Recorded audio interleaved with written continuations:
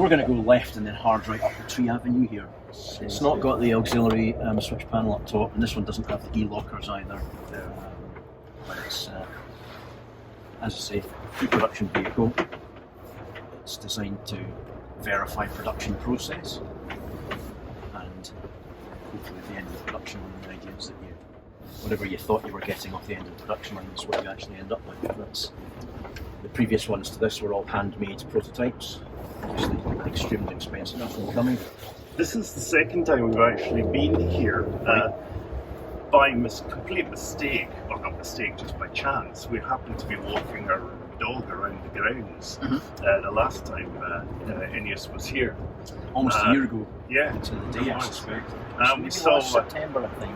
We saw the tent, and it was obviously pitched outside the front there. I just wondered what it was all about. Yeah, we were not as comfortable with our facilities last year. It was a bit more ad hoc, and we didn't have access to the cafe and all that sort of stuff. But, there's plenty of pheasants. Yeah, nothing like what there were this morning. Just as well we didn't put the dog in the back. All we hear was him whimpering. He loves a pheasant. Yeah, well, I'm not so keen on them because they're an absolute nuisance. Just stand about constantly in the wind. Oh, they're just kamikaze. It's amazing how little sense of self-preservation they have. This morning when I came along here, I did one lap this morning to verify the trail, and I reckon conservatively I saw 2,500. It was just ridiculous. There were points where I was at walking pace because I couldn't go any quicker.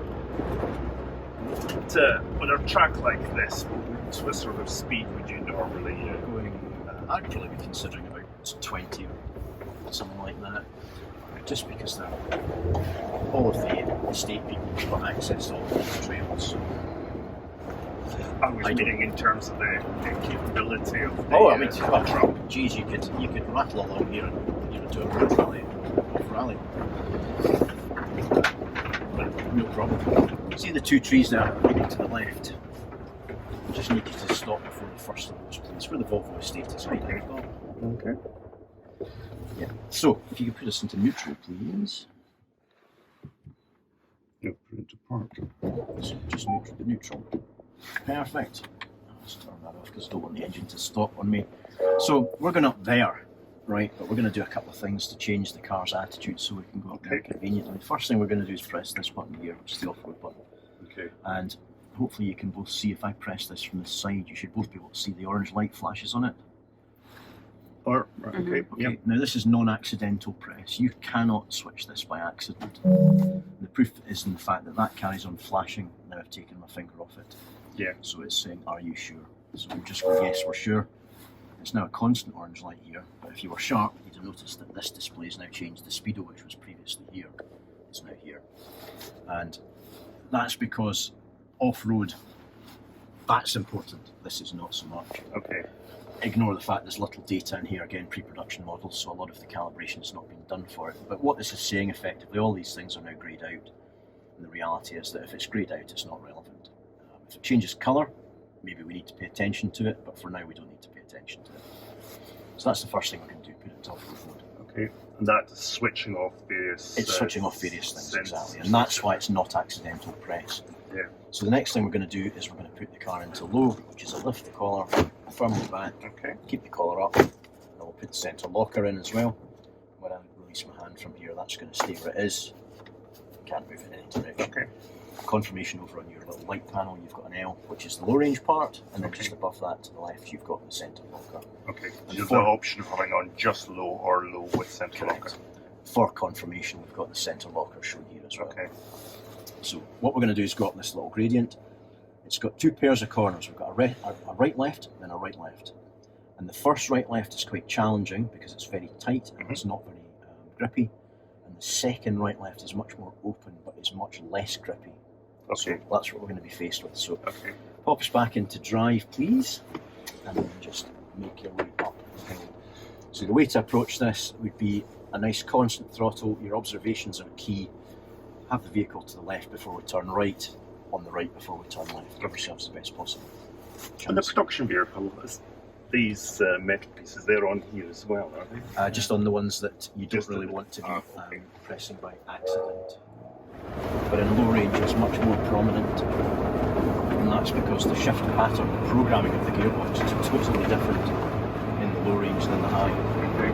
So it offers you a higher revving start point, and it will continue to hold revs throughout being in low range. There's a couple of reasons for that. You might want much easier access to power and torque. You might also want not to have a gear change punctuate something that you're trying to climb.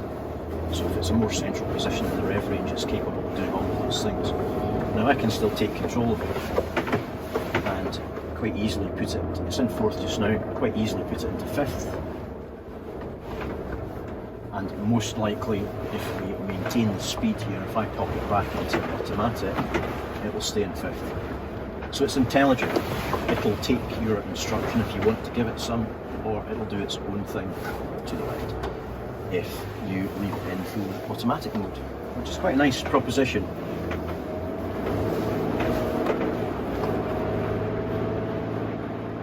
And of course, the one thing that you'll now notice even more so when we come round to the next slope round the corner is that in low range you've got an enormous amount of engine braking.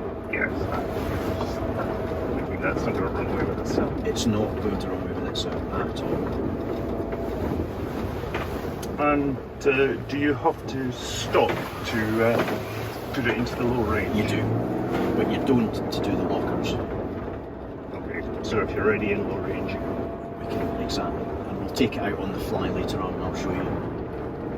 So quite happy for you to smash through all the potholes here, with the exception of this puddle, because it's deeper than it looks. slow down. Yeah, it's deeper than it looks, and it's got not only a puddle but the crest, and that gives you quite upset passengers when you blast through that one.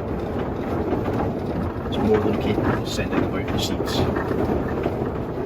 So this is where I'm saying you should find the engine braking on here. It's pretty intense. You won't have to do too much. Get the way of right footwork here. On BMW, you can see the gears that you're actually in. Is it showing? Yep, we're in fifth right now. Where am I looking to see that? Oh, sorry, it's pretty small. Yeah, because again we're in that off-road mode, so it's almost irrelevant. To the right. What I can do is I can take it out of off-road mode and the gear indicator will become apparent. But I want to talk about taking it out later, so otherwise I'll show you that as well. But if you remember the display you had right at the beginning, with the gear selector shown on the right hand side at the bottom of the screen, that will be quite apparent when you switch it back out of off-road mode in just a couple of minutes time.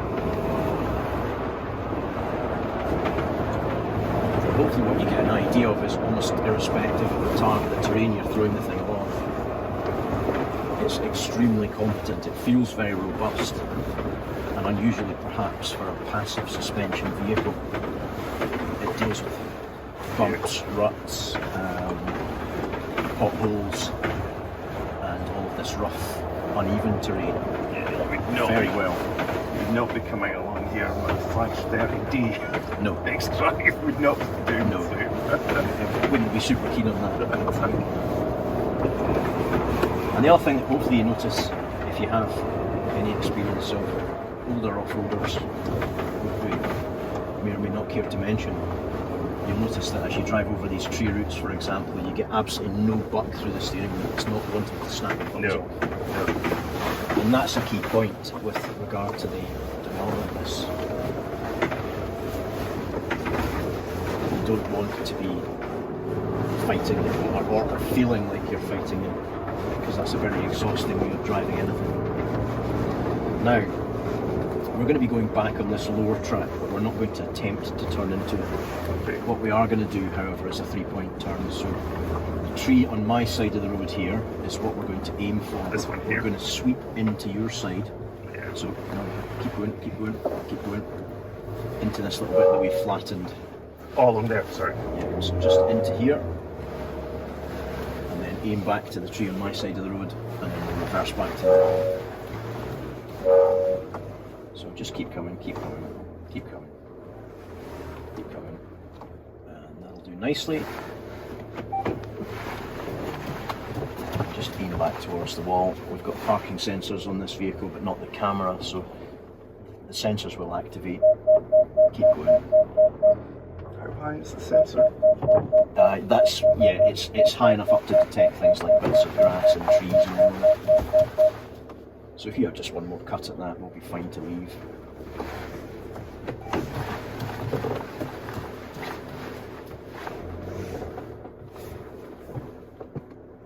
Perfect. Be fine going forward at that. So as we leave here, if you can just get a nice constant speed, maybe a little bit, 5, 6, 7, 8 miles an hour, something like that. Perfect. Just hold it on a constant throttle. Sweet. So we can take the locker out on the fly like that. And it's probably good to have an aid memoir that says take the off-road mode off when you do something like that as well.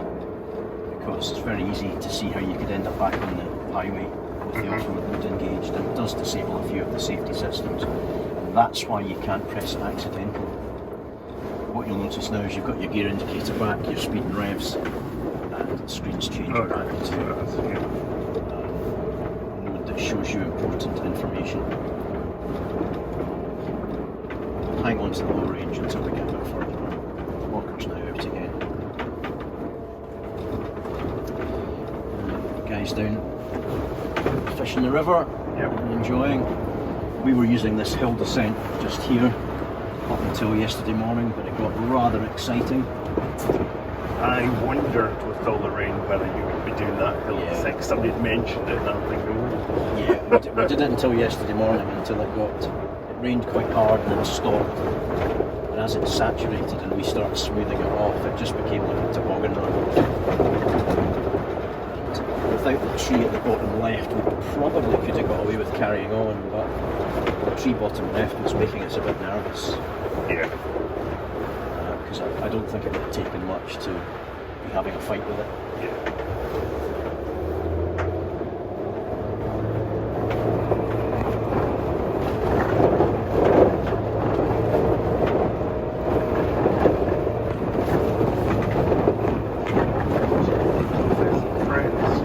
Yeah, there are a few of them. It's nowhere near as bad as it was this morning. This morning was ridiculous.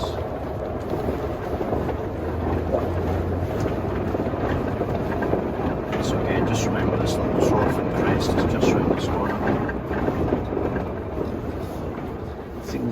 And then this track on the top here is much, much rougher than the one at the bottom.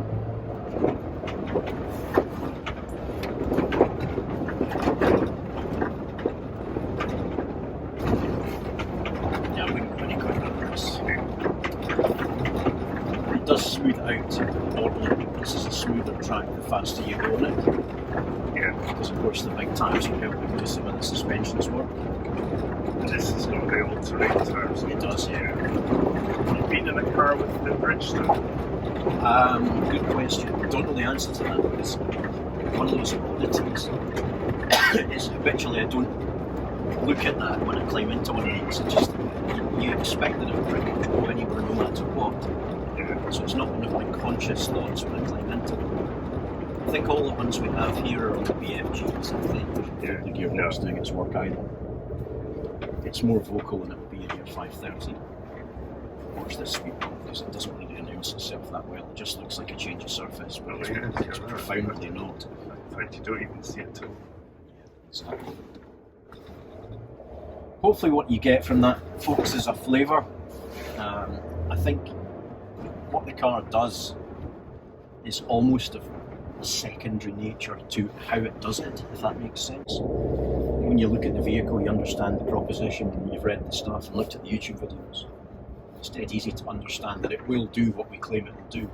But it's more how it goes about its business, I think, that's a bit more profound.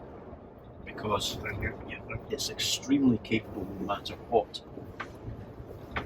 And we've got you to experiment a little bit with low range. We're going hard round the right of this white post, please. So no matter what we do, no matter what mode, the car's extremely capable.